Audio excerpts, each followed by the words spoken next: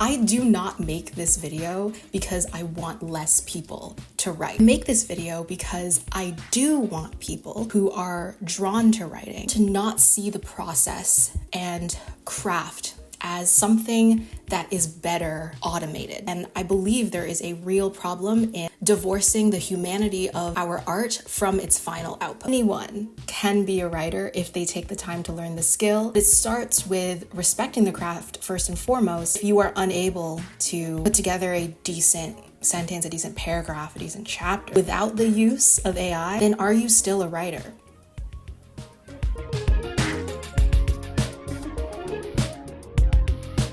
I've been wanting to talk about this topic for a while. We're just gonna dive into it. We're probably gonna upset some tech bros along the way. So over the past year, I have been contacted by a handful of different companies that all offer in some way or another AI-assisted writing tools or AI-powered writing software. Obviously, AI-assisted, AI-powered, these are all very vague terms. The point is that AI has kind of blown up within the past few years and become such a buzzword. And yet another AI-assisted writing software kind of floated its way into my inbox last week. And I was like, you know what? Let's talk to them. So to be straight up, this tool is not something that I would use myself. Obviously, this company was like looking for a potential sponsorship, a collab. This isn't something that I personally would use myself. And my whole channel has been dedicated to documenting an authentic writing journey. As an author pursuing traditional publishing and exploring and discussing what writing craft means to me. So for me, when it comes to sponsorships, whether it's paid or gifted, I obviously care about what I promote on this channel. I ignore a lot of the stuff that comes into my inbox. Will not promote something if I'm not genuinely interested in it. With all of that said, when this company reached out to me, I was not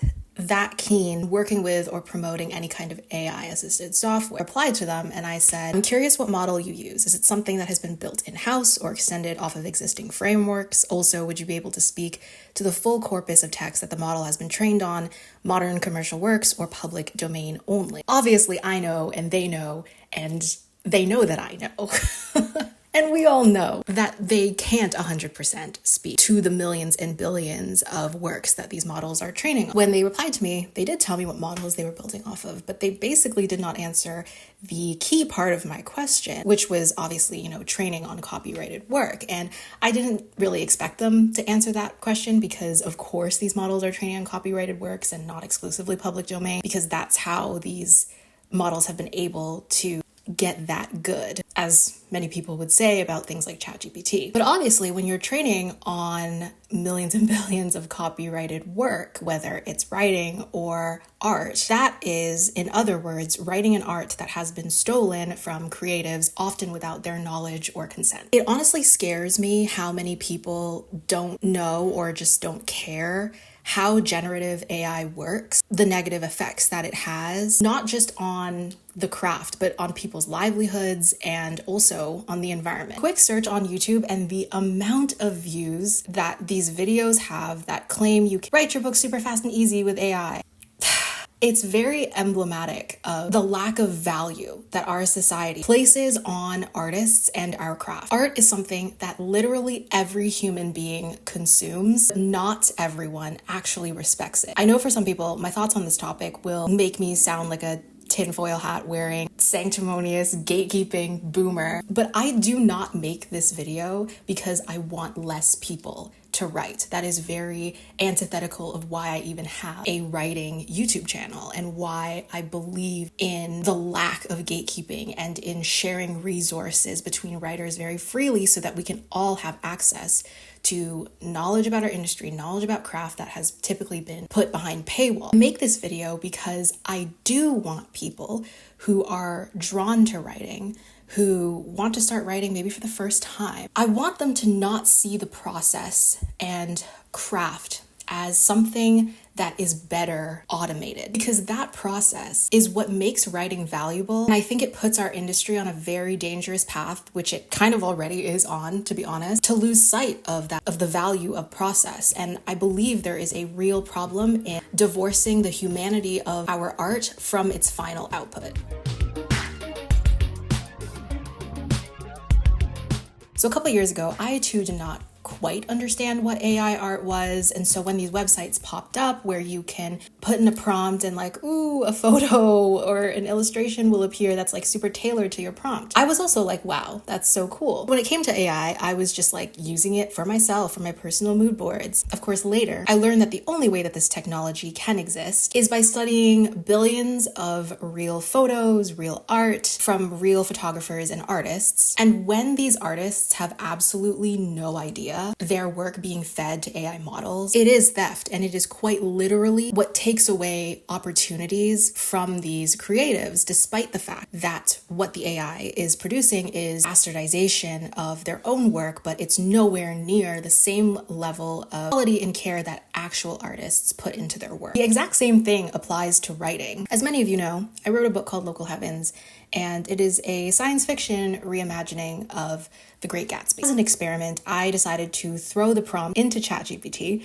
to see what it would produce. The first thing that I noticed is that it did not actually write a scene, but more of a synopsis or a summary of a plot, which is not the same thing as a scene. So the second time, I asked it to specifically write a scene in the style of F. Scott Fitzgerald. I did not even specify The Great Gatsby. And to an untrained eye, you would read this and you would think, hey, that's not even that bad. But even if it's not bad, is it actually good? No.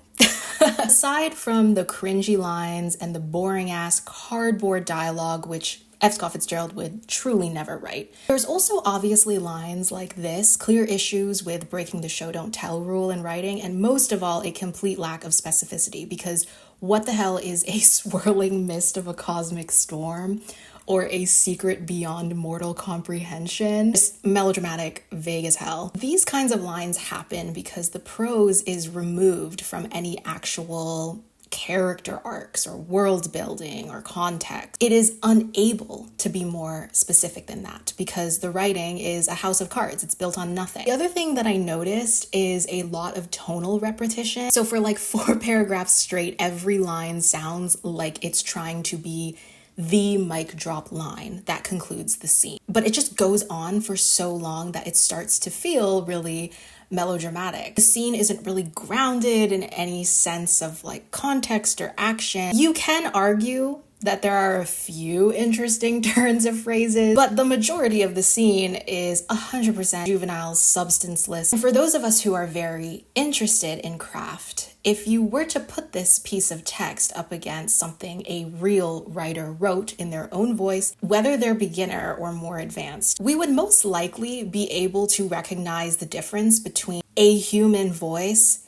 and this hollow, vague grandiosity of ChatGPT's output. Even if you want to make the case that this writing is passable enough to be published, there are worse written, traditionally published books, I see them all the time, you wouldn't be wrong. But I would pose the question in return that we shouldn't be lowering the standards of craft just because it can sell. We shouldn't be trying to just clear the bare minimum bar. Last year, I'm sure we all remember the Hollywood strike. The writers who are involved in creating our favorite TV shows and movies, they were striking in no small part because of AI, because they do not want the scripts that they write to be training AI models. Countless authors have also spoken up about wanting to ensure that their books are not going towards training AI models. And to any writer that actually respects and cares about the craft, they should be terrified at the way our stories are being treated, how they're just being reduced to content by big corporations. The more that we allow AI to become unregulated, especially in the creative space, the more we undermine the artists and writers whose work has been stolen in order to allow these models to exist.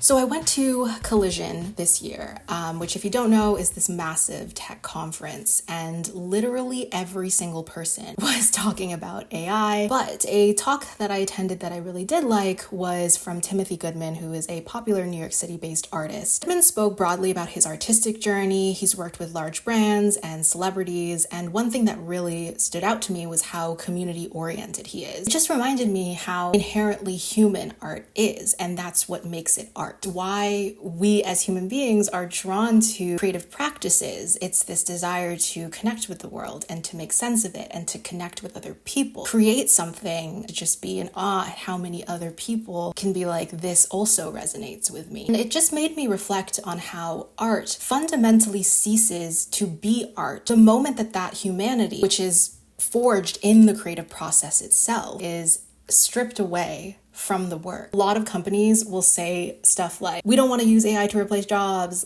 only to make jobs better. You know, may be true, but so few ever talk about what that actually means for the people who would get displaced. And aside from that, to me, the issue isn't just about losing jobs. It's also about losing our craft. We are treating art and specifically books, we're treating it like it's content to be churned out at a breakneck speed, which we already have this issue in publishing to a certain extent because publishing has kind of bent over backwards to accommodate book talk, virality. But I think the thing that saddens me the most right now, particularly in the self-publishing space, is that there are books right now being published with no heart, no care. This is not to say that traditional publishing is the answer, it's sacred, self-publishing all sucks, because that's not true. I have no doubt that AI is already finding a way to seep into the traditional side of publishing. As a consumer, not even just as a writer, as a consumer, I have absolutely zero desire to engage with a story that does not come from someone's own soul and experience. And what happens when we, normalize AI in writing is that we start conflating creation with craft. We place further emphasis on the idea that a book or a story is a product and not a piece of art, which again is something that already happens due to publishing being a business under capitalism. And I know that I'm not gonna change the minds of people who do not care about the craft to begin with. I made this video more so as a cautionary discussion for actual writers who do care, but who may not be as dialed into these conversations.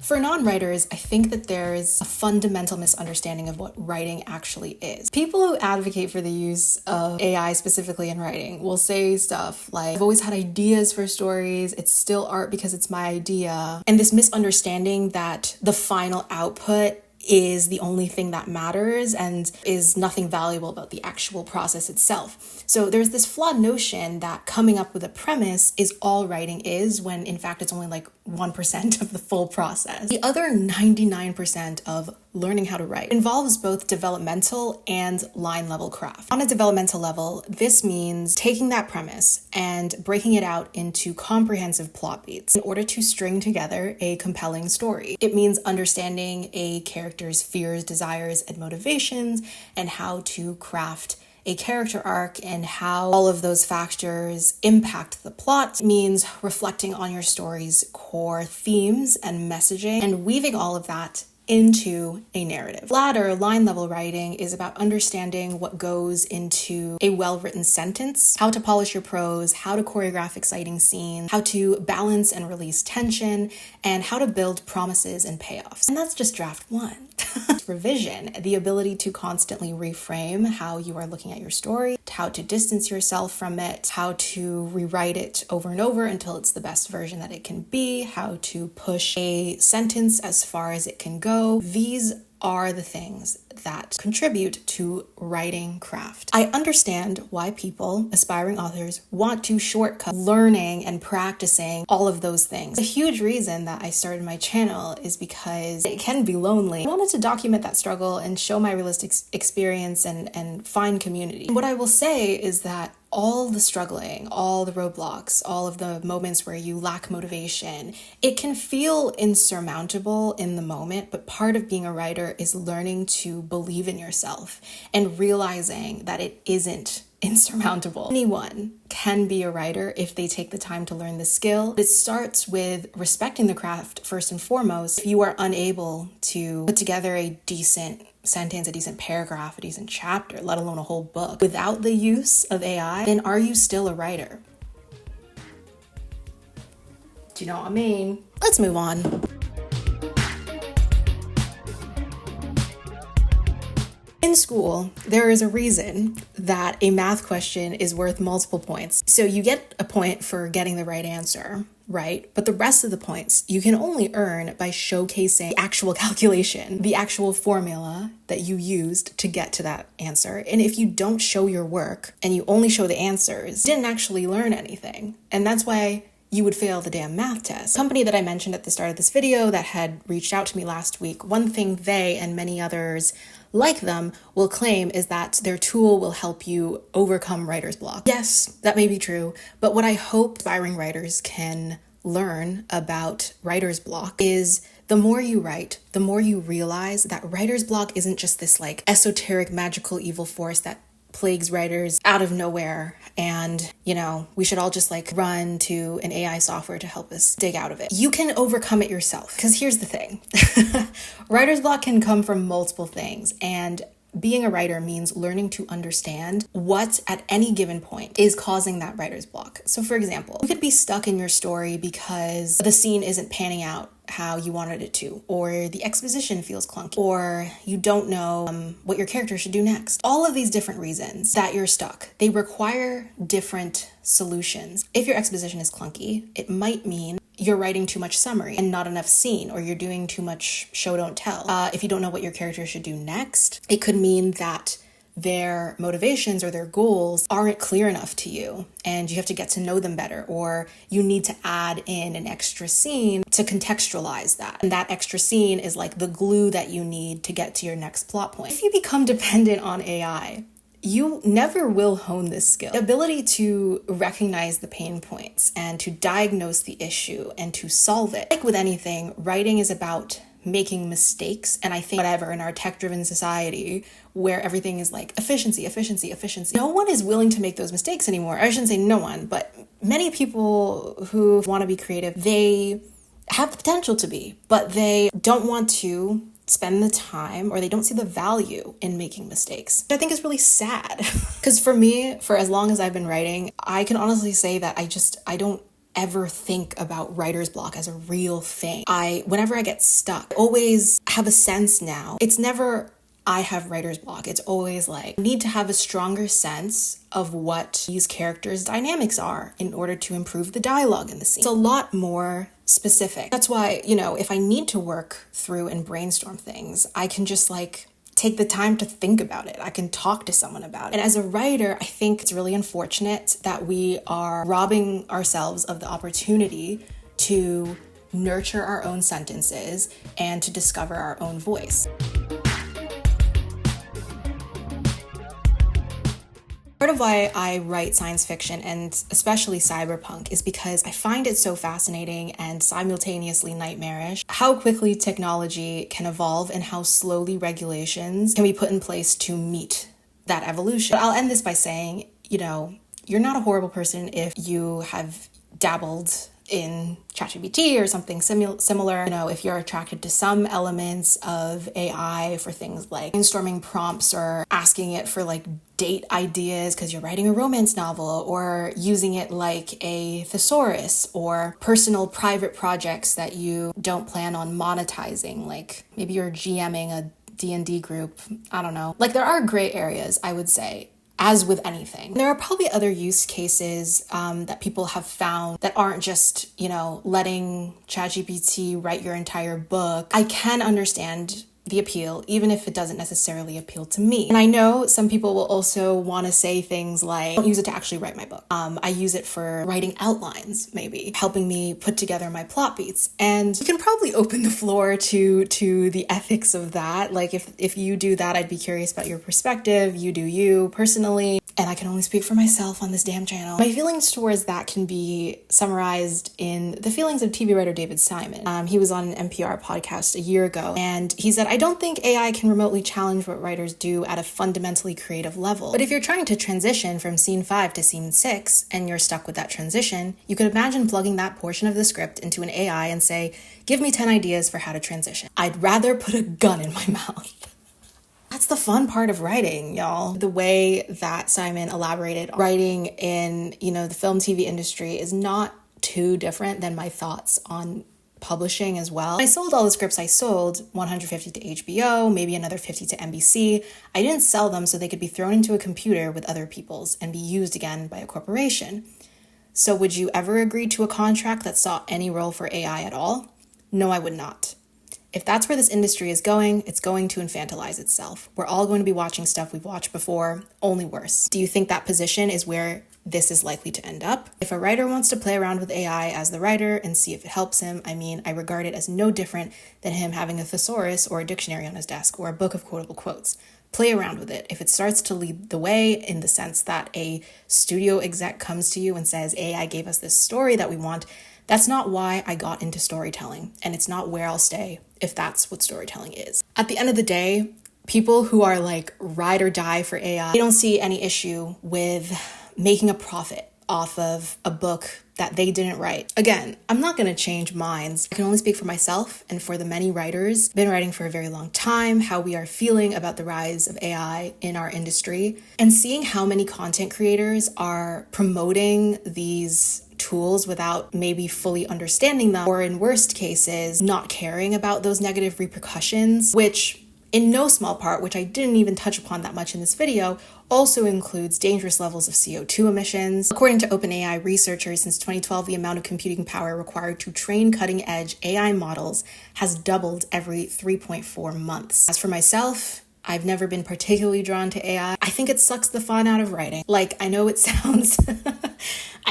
shocking. The reason I am a writer, I would say, is because, and this may be crazy, I actually like writing. There is purpose and meaning in overcoming roadblocks, finding community with other writers, community in our failures and in our accomplishments and in feeling myself improve. I would find absolutely nothing rewarding about a story that a computer wrote for me. As difficult as it is to struggle through a draft, it is always worth it. You inevitably come out on the other side with a story you nurtured with your own two hands. That feeling is kind of unparalleled. It's magic, it's catharsis. I wish that feeling for every writer, genuinely. My only hope is that everyone who wants to be a writer, who is called to this vocation, I would hope that they would believe in themselves enough and respect themselves enough to find the joy in the holistic process of storytelling. All right, I'm done. Thank you for watching this video. I know this is a